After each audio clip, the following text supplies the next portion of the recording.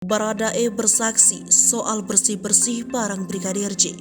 Putri Chandrawati bantah berikan perintah. Barada Richard Eliezer atau Baradae mengaku sempat diminta Putri Chandrawati untuk membersihkan barang-barang milik Brigadir Nofriansah Yosua Huta Barat alias Brigadir J.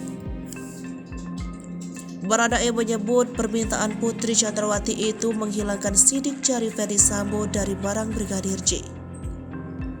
Baradae hadir sebagai saksi dalam sidang untuk terdakwa Ferdy Sambo dan Putri Chandrawati Selasa 13 Desember 2022.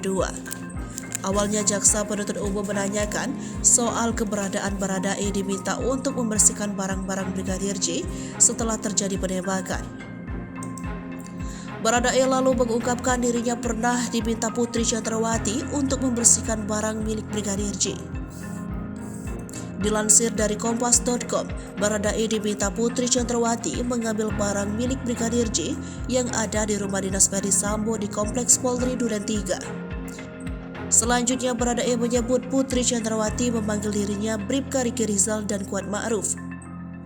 Saat itu, Putri Chandrawati meminta Baradae dan Riki Rizal membawa barang Brigadir J ke ruang kerja lantai 2 rumah pribadi Ferdy Sambo di Jalan Saguling.